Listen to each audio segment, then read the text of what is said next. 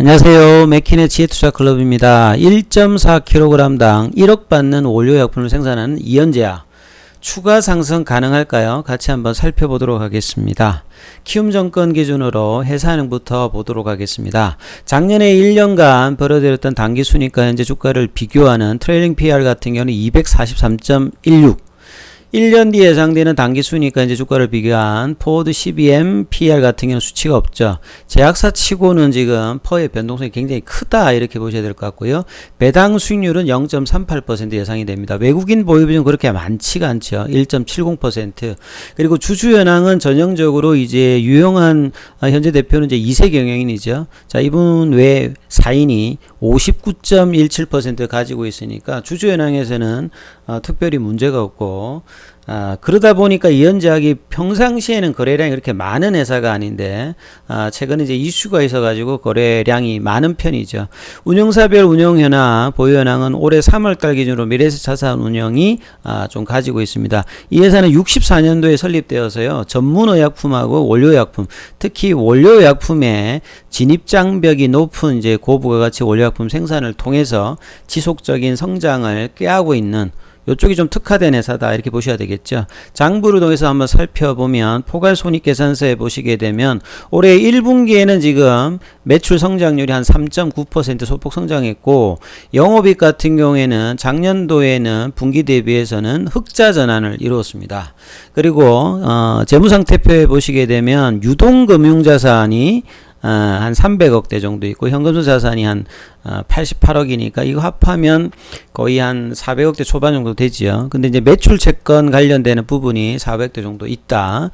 그리고 유형자산에 보시게 되면 최근 3년간 이전과는 다르게 이 회사가 이제 충주 쪽에 이제 공장도 올해 이제 완공을 해서 이 부분에 어떤 기대감이 상당히 있는데 이런 이제 유형자산의 증가가 한편으로 보게 되면 감가상각비 이런 것 때문에 비용에서 좀 손실 보는 부분이 있고요. 근데 이제 제대로 가동하게 되면 이게 컨턴 점프를 할 수 있는 근거가 된다. 이런 어떤 부분을 좀 기억하시면 될 것 같고요. 이익잉여금은 2천억대에서 조금 이제 내려와 있는 부분들이 좀 있지요. 그리고 현금 흐름표에서 보시게 되면 현금 흐름은 좀 들어왔다 나왔다 변동폭이 있는 상태고 투자는 이제 작년 올해 뭐 계속 이제 하고 있다. 그리고 이제 이런 부분들을 좀 빌려오는 예전에는 뭐 전환사채 관련되는 부분들도 좀 있었고요. 그 다음에 이제 뭐 2018년도에 그 지금 헬릭스 미스죠. 그때 이제 매각하면서 신의 한 수의 어떤 매도 타이밍을 보여주면서 나름 이연제약은 흐름이 운이 좋은지 흐름을 잘 타고 있습니다. 나름. 그리고 재무활동으로 흐름을 보시게 되면 갚았다가 이제 최근에 작년 올해는 조금 이제 빌려오는 부분들이 좀 있고요. 지금 뭐 부채 비율이나 이런 부분에 특별히 이제 단기적으로 문제 있는 부분 없고요. ROE 같은 경우는 크진 않죠. 근데 이게 향후에 어떻게 될까가 장기적인 어떤 부분의 이슈가 좀 어떻게 진행될지가 좀 주목하는 회사다 이렇게 봐야 되겠죠. 그리고 이제 미상한 전환사채 관련되는 부분 예전에 이제 이 천안 청구 관련되는 부분에서 지금 이제 미상한 남아있는 부분들이 뭐 좀 크진 않습니다. 이 정도 좀 남아있더라 이렇게 좀 보셔야 될 것 같고요. 전환가액이 한 16,000원대 이 부분들이 조금 남아있는 올해 3월 31일 기준입니다. 자, IR 기준으로 한번 내용들을 한번 살펴보면요. IR 자료들이 좀 투박하죠. 저는 이제 사명이 좀 되게 좀 궁금했는데 이치를 연구하는 그러니까 뭔가 R&D에 좀 중심을 가져가겠다는 거겠죠. 나름 이제 개발 능력이 있어야 단순히 어떤 제네릭이라든지 외국에 있는 그 오리지널 그 제품을 수입해서 파는 이런 어떤 제약사들하고는 좀 결을 좀 달리하는 모습을 보였고요. 좀 특이한 것은 55년도에 이제 이연합석연구소는 그 서울대 약대 교수 이제 김경호 교수가 설립을 한 그 연구소입니다. 그러니까 저 당시 이제 한국이 원료약품 관련되는 부분 국산화 니즈가 좀 있는 상태였는데 그걸 이제 돌아가셨죠. 이제 이분이 유성락 이분이 이제 그분이 이제 장인이시죠. 이제 정석한 전 대표가 인수했다가 여기 이제 사입니다. 유성락 이제 돌아가신 이제 전 대표가 이제 76년도에 입사를 하고 80년도에 초반에 이제 경영권을 장인으로부터 이제 물려받은 거죠.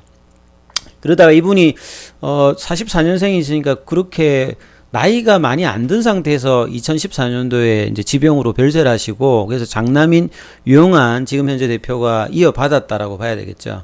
그래서 이 회사 같은 경우에는 꾸준하게 지금 이제 원료의약품 관련되는 국산화 노력 시도를 했는데요. 이 88년도에 소염 효소제 원료인 스텝토키나제 요거 이제 발효합성 정제에 성공하고, 99년도에 세계 두 번째로 이제 항생제 원료인 항산 아르베카신 요걸 이제 개발을 좀 이제 성공을 하면서요. 요게 이제 1.4kg당 수출 단가가 1억 정도 한다고 합니다.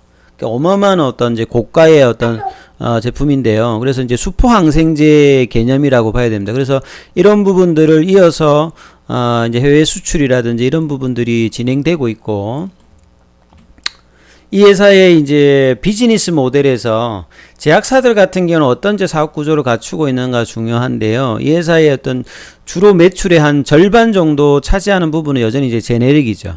예, 이제 중소형 제약사니까 매출대가 대형 제약사는 아니니까 요걸 이제 기반해서 메인으로 이제 들고 나가는 거는 수익성 관점에서 보게 되면 얘가 제일 비쌉니다. 그 다음에 뭐 조영제, 그 다음에 제네릭 이런 순인데, 이 원료약품 관련되는 부분에서 40여 개 정도 허가 품목을 보유하고 있고요. 세계 유일의 제네릭, 예, 아르베카신 아까 말씀드렸던 이 부분. 조영제는 이제 여러분들 뭐 건강검진 뭐 이렇게 받으러 가실 때 MRI나 뭐 CT 쪽 촬영하게 되면 이 조직이나 혈관들이 잘 보이게 해주는 이제 약품이 이제 조영제죠. 요걸 이제 2000년도에 미국의 타이코사의 어떤 조영제 판매를 독점적으로 이제 받아서 요게 나름 이제 국내에서는 뭐 탑3 안에 들어간다, 이렇게 봐야 되겠죠. 이런 부분들도 있고, 이것만 가지고 조금 이제 부족하다 보니까 이제 미래 성장 동력을 하기 위해서 유전자 치료제 관련되는 부분에 2004년도에 이 부분이 있는데, 이게 참 사실 이제 신의 한 수였고, 결과적으로 지금의 이제 충주 공장 관련되는 부분에도 기여를 좀 했죠. 2005년도에 이제 바이로메드가 기술 특례 1호로 이제 시장에 들어올 때 거래소가 기술 특례라는 어떤 부분들을 최초에 적용하다 보니까 매출이 안 나와 있는 상태니까 이제 기존에 있는 제약사랑 협업하는 것을 요구하면서 이제 바이로메드, 지금이 이제 헬릭스미스죠. 이제 김선영 대표가 막 이제 찾아다녔는데 아무도 이제 호응을 안 해줬죠. 왜냐하면 그 당시 유전자 치료제는 지금도 뭐 초기 상태인데요. 그 당시에는 거의 뭐 제약사들이 생각이 없던 어떤 부분이었기 때문에, 그러다가 이제 그 이현제약의 유성락 이제 그 당시 대표가 관심이 있어서 인연을 맺고, 그 뒤에 이제 지분도 한 4% 가까이 가지고 있었죠. 근데 이제 2014년도에 돌아가시고 난 다음에 갈등이 생겼는데, 아드님 되는 현재 대표 같은 경우는 이제 대표적으로 오픈 이노베이션을 상당히 좋아합니다. 근데 누군가 이제 좀 돌아가면 선대 대표하고 좀 맺었던 부분들이 좀 삐걱삐걱 하지요. 그러면서 좀 논란을 맺다가 2018년도에 지분을 매각하죠. 지금 이제 헬릭스미스 상황을 본다면 그 당시 거의 한 20만원 정도 가까이 해가지고 팔았다고 합니다. 그래서 이 돈을 가지고 그 뒤에 뭐 신기술 금융회사도 설립하고 여러가지 이제 오픈 이노베이션 하는데 도움도 좀 받고, 그 다음에 본래 이제 바이오로메드랑 하려고 했던 부분이 있었죠. 왜냐하면 이제 바이오로메드가 개발을 하고, 개발은 바이오메드가 하고, 이 생산이나 판매는 이제 이현제약이 하겠다, 요렇게 이제 맺어가지고 했던데, 이제 바이오메드하고 안 됐지 않습니까? 근데 바이오메드가 될 것 같은 분위기였기 때문에 아주 공격적으로 돈을 지금까지 보면 거의 한 3천억 가까이 들여가지고 충주 쪽에 이 매출액 한 1,000억대 정도 되는 중소제약사가 엄청난 어떤 돈을 들여가지고 공장을 지은 거죠. 그래서 2017년도부터 해가지고 이게 올해 지금 준공을 했거든요. 6월달에 이제 기사가 나왔습니다. 그래서 이 투자가 향후에 이현제약한테는 상당히 중요하고, 근데 이걸 지을 때 사실은 이제 바이로메드, 그러니까 헬릭스미스하고 결별하고 난 다음에 그 돈으로 했는데, 그 뒤에 이제 헬릭스미스는 좀 어려움을 겪었고, 그 돈을 가지고 있으면서 이 충주에 이 바이오 공장, 내년도에 이제 케미칼 공장도 준공이 되거든요. 그럼 총 규모로 하면 거의 한 2,900억대, 바이오 공장만 한 800억 정도. 어마어마한 이제 투자를 했는데, 그러면 공장을 돌아가야 될 그게 있어야 되잖아요. 그게 이제 스마트 공장 형태로 이걸 지었는데, 사실은 이제 코로나가 되면서 작년도에 모더나나 화이자의 mRNA 백신 이런 것들이 히트를 치면서 유전자 세포 치료제 관련되는 어떤 시장의 관심이 굉장히 높아졌던 거죠. 이게 공장의 어떤 준공과 더불어서 관심을 굉장히 많이 맺으면서 사실 이제 바이오로메드랑 하면서 했던 부분들을 지금도 한다. 그러니까 단순히 대신 생산해주는 CMO 역할에 머물지가 않고요. 이 회사 같은 경우에는 이렇게 공동개발 파트너 이 관련된을 맺으면서 이 후보 물질에 관련되는 특허권이라든지, 그러니까 임상하려고 하면 사실 다 이제 임상 물질이 있어야 이 임상 진행 승인이 되거든요. 이 세포 치료제나 유전자 치료제 할 때. 그러면 이제 기존에 이제 바이오텍이 이제 이런 능력이 없는 것들은 다 이제 외주를 하든지 계약을 맺어야 되지 않습니까? 근데 이현제약이 이런 어떤 흐름들을 파악해서 좀 저가에 해주고, 비용은 좀 줄여주고 특허권이라든지 지분을 예전에 이제 바이오로메드를 하면서 한번 그런 경험이 이제 이런 어떤 모델로 만들어졌고, 이게 좀 각광을 받을 수 있을 것 같아요. 그래서 상업용 의약품 생산 권리를 미리 확보하는 방식으로 고객사를 내리고 있고, 최근에 막 찾아온다고 합니다. 그래서 지금 시장에 이제 상장사 중에서도 아이진, 여기는 좀 논란이 있어요. MOU를 맺고 난 다음에 지금 다른 파트너를 찾냐 안 맞냐 이런 기사들이 좀 나오긴 나왔는데, 그럼 인트론 바이오하고도 이런 어떤 파트너십 계약을 맺은 상태고, 이런 부분들이 향후에 좀 더 늘어난다. 왜냐하면 세포치료제, 유전자 치료제는 계속 성장하는 어떤 차세대 이 바이오약품의 섹터이기 때문에요. RNA 관련되는 치료제라든지 그런 흐름을 굉장히 좀 잘 탔다라고 보여집니다. 그래서 이제 규모가 mRNA 백신 기준으로 연간 7억 2천만 도주까지, 이 도주는 이제 한 해분이라고 보시면 되겠죠. 처방할 때. 그래서 생산 라인 증설 확장이 가능합니다. 이게 스마트 모듈 형태로 충주 공장이 지금 지어졌기 때문에 확장도 좀 가능하다, 이렇게 보시면 될 것 같고요. 그래서 유영한 대표가 이런 오픈 이노베이션에 굉장히 충만한 씹을 가지고 있는 대표인데, 그래서 기존의 이 바이오 약품 시장에서는 물질 중심의 어떤 바이오텍에 시장 관심이 있었다가 코로나 시대를 거치면서 이 백신이나 치료제들을 각국이 확보하기 위해서는 좀 많이 확보하려고 하는 경향이 많지 않습니까? 이게 언제 끝날지 모르니까. 그래서 백신이든지 치료제의 어떤 생산 능력이 굉장히 중요한 어떤 시점이 되었는데, 이걸 확보하고 있는데 그렇게 많지가 않거든요.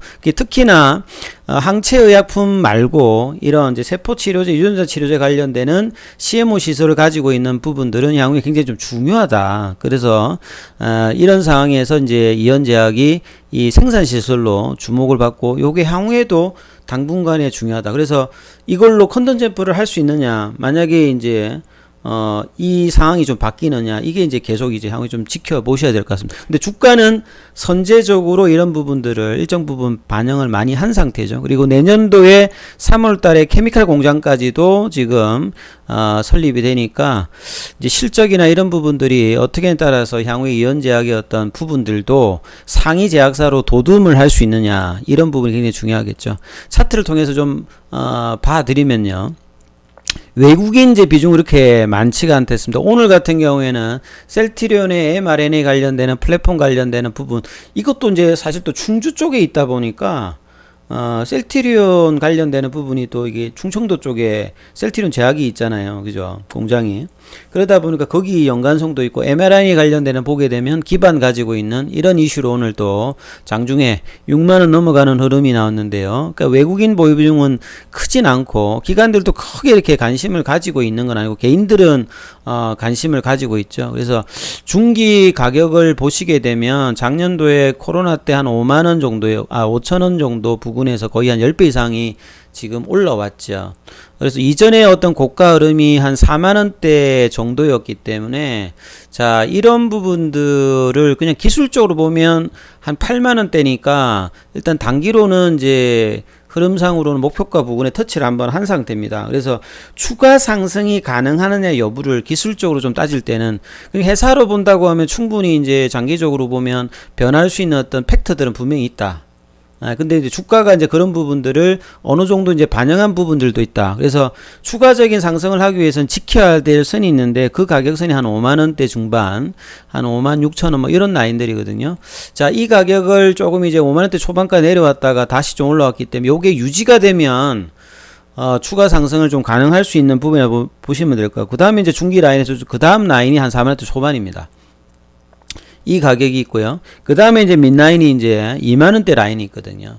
그러면 이제 이현제약은 이제 아직 그 주가의 흐름으로 보게 되면 장기적으로는 이제 강한 라인에 살짝 내려왔다가 어느 정도 이제 다시 그 가격이 있으니까 5만원대 중반을 지키면서 어떻게 이제 진행되느냐. 조 자리가 이제 이탈되면 4만원대까지 내려간다. 그래서 질문하신 분의 가격은 5만원대 한 후반 정도 있는데요. 이제 그 가격의 장중에는 한번 올라왔죠. 기술적으로 이제 이 볼린저 밴드 하단에서 지지를 받고 한 4일 동안에 하다가 오늘 이제 셀트리온 관련되는 기사발을 받으면서 단기적으로 좀 급등을 했고 양봉을 이제 한 10% 이상짜리 양봉을 냈기 때문에 자, 이런 흐름들이 이제 지지가 되면서 올라가게 되면 좋은 흐름도 나올 수 있는 어떤 종목이죠. 그리고 그냥 잡주는 아니고 기존에 이제 베이스를 깔리고 있는 원료의약품 관련되는 부분에서 경쟁력을 갖추고 있습니다.